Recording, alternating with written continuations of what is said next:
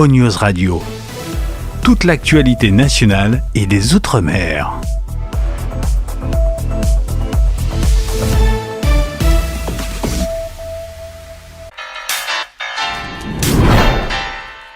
RL Location Automobile. Pour toutes vos locations de voitures et utilitaires en Guadeloupe, faites appel à RL Location Automobile. Avec RL Location Automobile, réservez en toute tranquillité 7 jours sur 7, 24 heures sur 24. RL Location vous propose une large gamme de voitures et d'utilitaires au meilleur prix sur le site internet www.rl-location.com. RL Location, c'est aussi l'assistance et la livraison. Pour tout renseignement, contactez-nous au 0590 10 66 87. RL Location Automobile, la location en toute simplicité. Martinique Actualité. En Martinique, au troisième trimestre 2024, les inscriptions à France Travail n'augmentent plus, contrairement à ceux qui avaient été enregistrés au deuxième trimestre. Le taux de chômage, au sens du Bureau international du travail, s'établit à 10,3% de la population active et on compte 41 720 demandeurs d'emploi. L'emploi salarié se stabilise après avoir diminué au trimestre précédent. Sa diminution dans le tertiaire marchand et dans la construction est compensée par son augmentation dans le tertiaire non marchand. Le recours à l'intérim recule. L'hôtellerie martiniquaise enregistre une baisse de fréquentation de plus de 8%. L'augmentation du nombre de créations d'entreprises, plus 6,8%, est surtout portée par les nouveaux micro-entrepreneurs. Les salariés de l'ONF Martinique affiliés à la CGTM ont décidé d'une grève illimitée jusqu'au départ du directeur territorial, M. Lefebvre Jean-Christophe, de l'adjoint au directeur, M. Bonpi Félix, et de la responsable d'unité de production, Mme Zadik Aurélie. Il dénonce un climat délétère et intolérable. À la suite d'une pétition signée par 27 salariés pour demander le départ de Madame Zadik Aurélie, responsable de l'unité de production, celle-ci aurait déposé une plainte pour harcèlement.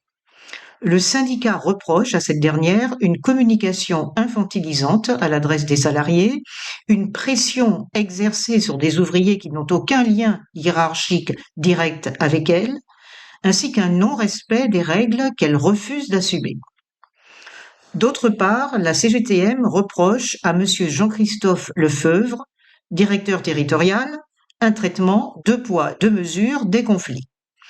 Il serait également à l'origine de situations de mal-être au travail et de harcèlement, voire de véritables chasses aux sorcières, marquées par le non-respect des représentants du personnel et des entraves au niveau du comité social et économique de l'entreprise. Depuis plusieurs mois, les travailleurs subissent, selon la CGTM, une forme de diktat de la part de la direction. Le syndicat dénonce en outre l'exposition directe des salariés aux poussières d'amiante lors de travaux réalisés dans les locaux administratifs de la direction. Le 22 décembre dernier, le prix de la consultation prise en charge par l'assurance maladie et les mutuelles a été revalorisé pour un certain nombre de spécialités médicales. En gynécologie, il passe de 33,50 € à 37 €. En psychiatrie, de 51 €, 51,70 € à 55 €. En gériatrie, de 31,50 € à 37 €. Les tarifs des consultations des pédiatres, des neurologues, des endocrinologues, des dermatologues et des spécialistes de médecine physique et de réadaptation sont également revalorisés. Une seconde vague de revalorisation interviendra le 1er juillet 2025. Une délégation ministérielle s'est rendue à Basse-Pointe ce jeudi 16 janvier 2025 pour évaluer les dégâts causés par l'érosion des falaises, en cause l'élévation du niveau de la mer, le réchauffement climatique et l'augmentation du nombre et de l'intensité des tempêtes et des cyclones, mais aussi les activités humaines telles que les constructions près du littoral. Entre maisons effondrées et infrastructures menacées, les habitants vivent dans l'incertitude mais des solutions durables se dessinent pour protéger le littoral. Des campagnes de sensibilisation sont par ailleurs organisées pour inciter à des pratiques plus respectueuses de l'environnement. Et la ville de Basse-Pointe envisage le relogement d'habitants sur une parcelle de 5 717 mètres carrés, lui appartenant. L'Union des femmes de la Martinique a alerté en décembre dernier sur sa situation financière critique due à une diminution de ses subventions et surtout au silence de la CTM sur des soldes de subventions des années précédentes non versées, ainsi que sur sa demande de subvention de 2024. L'UFM a donc lancé un appel aux dons et remercie chaleureusement celles et ceux, personnes comme entreprises, qui lui ont déjà apporté leur contribution. Cependant, si la situation s'est améliorée sur le plan des sommes antérieures qui ont finalement été perçues, l'association demeure dans l'incertitude sur le versement et le montant de la subvention de 2024, non encore examinée par la CTM.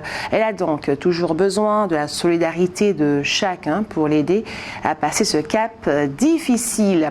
Elle rappelle que les dons qui lui sont adressés bénéficient d'une réduction d'impôt de 66% dans la limite de 20% du revenu imposable. Un coup de pouce financier bienvenu pour de nombreux ménages. Le 15 janvier, plus de 9 millions de foyers fiscaux ont reçu une avance de réduction et crédit d'impôt d'un montant moyen de 639 € par ménage. Cette mesure renouvelée chaque année représente un total de 5,8 milliards d'euros pour l'État. Cette avance de 60% s'adresse aux contribuables ayant droit à des réductions au crédit d'impôt pour des dépenses déclarées précédemment. Sont notamment concernés ceux qui emploient un salarié à domicile pour le ménage, la garde d'enfants par exemple, les contribuables ayant des frais d'hébergement en EHPAD, ceux qui versent des dons à des associations ou des cotisations syndicales et les investisseurs locatifs bénéficiant de dispositifs, comme la loi Pinel. Cette mesure vise à soutenir l'emploi à domicile, encourager les dons et alléger le coût de l'hébergement en EHPAD tout en contribuant au pouvoir d'achat des bénéficiaires. L'avance est calculée sur la base des revenus 2023 déclarés en 2024 et reste donc indépendante de l'absence d'une loi de finances pour 2025. Cependant, les contribuables ayant modifié ou annulé cette avance entre septembre et décembre 2024 dans leur espace personnel sur le site des impôts verront le montant ajusté en conséquence. Ceux dont les coordonnées bancaires ne sont pas enregistrées recevront un chèque par voie postale d'ici la fin du mois de janvier à encaisser auprès de leur banque. Bercy précise que des contrôles renforcés sont menés chaque année pour prévenir les fraudes liées à ces versements. Le solde des 40% restants sera versé en 2025 après la déclaration de revenus à condition que les contribuables aient effectivement engagé des dépenses éligibles en 2024. Si des dépenses récurrentes comme l'emploi d'un salarié à domicile ont cessé en 2024 sans annulation préalable de l'avance, cette dernière sera récupérée lors de la régularisation de l'impôt. Ce vendredi à 11h, une concertation des partenaires sociaux lancée par François Bayrou a réuni au ministère du Travail les organisations syndicales et patronales. Cette réunion marque le début du conclave sur les réformes des retraites dont le véritable lancement devra attendre les conclusions dans quelques semaines de la Cour des comptes. Le Premier ministre a en effet confié à cette dernière la délicate mission de chiffrer le financement du système de retraite. François Bayrou considère que le poids des retraites dans le déficit public est bien plus lourd que celui qu'a calculé le Conseil d'orientation des retraites rattaché à Matignon. Il affirme vouloir des chiffres indiscutables. Et ce n'était pas arrivé depuis 2018. Le barrage de la Manzo, en fonction depuis fin 1970, est rempli à ras-bord. Les nombreuses pluies de la période d'hivernage ont permis de récolter 8 millions de mètres cubes. Cette situation est une bonne nouvelle pour les agriculteurs du sud de la Martinique. Ils auront de quoi faire pendant le prochain carême. L'eau d'irrigation approvisionne 7 communes du sud sur 150 km de canalisation. 4 à 5 millions de mètres cubes d'eau sont utilisés par les agriculteurs par an. Un homme connu des réseaux sociaux, sur TikTok notamment, a été placé en garde à vue au commissariat de police de Fort-de-France. Il a été interpellé à la suite de propos tenus en marge de la mobilisation contre la vie chère. La justice lui reproche des faits de provocation publique avec incitation à des crimes ou délits, des actes d'intimidation envers des élus, mais aussi contre des forces de l'ordre.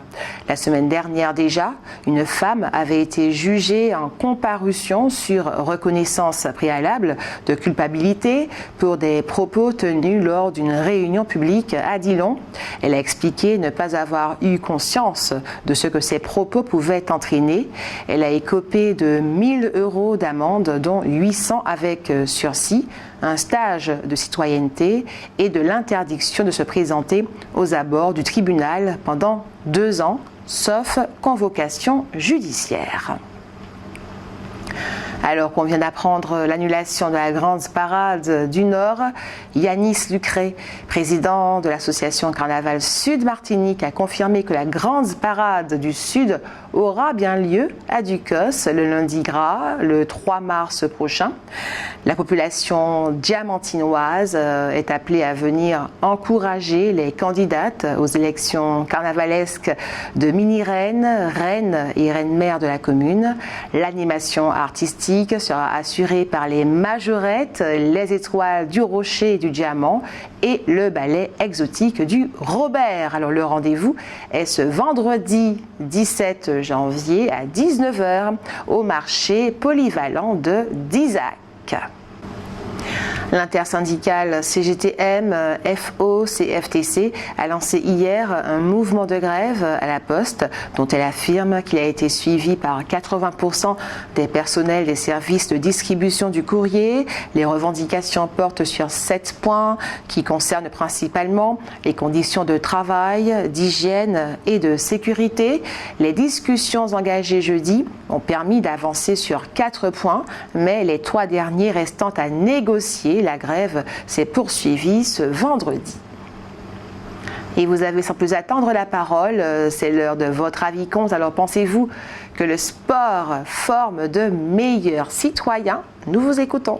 Oui, ça agit sur le mental, la forme personnelle et ça travaille avec pour le bien-être. Ah bien sûr. Pourquoi On nous a toujours dit que la santé forme les jeunes. Donc le sport, ça peut aussi calmer certaines énergies, les énergies, la violence. Rappelez-vous à l'époque, quand on était jeunes, on a tous fait du sport. Maintenant les parents, qu'est-ce qu'ils font? Ils dispensent les enfants. Non, il n'y a plus d'effort. Qu'est-ce que l'effort? La question qu'il faut peut-être poser. Tout à fait. D'autant qu'on a une hygiène de vie quand on fait du sport qui peut transformer la santé, qui peut modifier la santé. En général, je pense. Dès le plus jeune âge, déjà, on incite aux enfants, aux plus petits, le sport et que, bon, déjà pour nous, vous voyez mon âge à peu près, il n'y avait pas le dire, 70 ans plus, il est. On connaît la maladie, je dirais, entre guillemets, qui domine en Martinique pour les hommes. Donc après l'opération même, après la convalescence, il y a un temps de marche. On dit pour prenez la marche, pour les fonctions reviennent, et puis trucs et tout, c'est bien. Et par avant, je pense à mon médecin, j'ai envie de la nommer, docteur Sabin de Redoute. Docteur Sabin Pierre, lui, elle m'a dit, monsieur Ledoux, je ne vous dis pas de faire du jardinage, faites du sport, faites de la marche. C'est du sport en douceur. Commencez par là, vous allez voir le bienfait. Donc je pense au niveau de l'esprit, de tout. Moi qui ai une version pour l'écriture de par la poésie, j'ai été au milieu de la Martinique. Ça va nous mettre les idées bien en place. Ah oui, tout à fait. Parce que grâce au sport, déjà, on acquiert une meilleure discipline et une meilleure hygiène de vie également. Ok, c'est bon. Ben, je pense que oui, puisque selon le type de sport que l'on pratique, ça peut nous permettre à nous de développer une confiance en soi, de s'épanouir aussi, d'extérioriser certaines choses, de se défouler. Donc, pour toi, oui. Afin de pouvoir être plus serein au quotidien. Donc oui, je pense le sport, ça permet d'évacuer un peu les stress de la vie quotidienne. Voilà.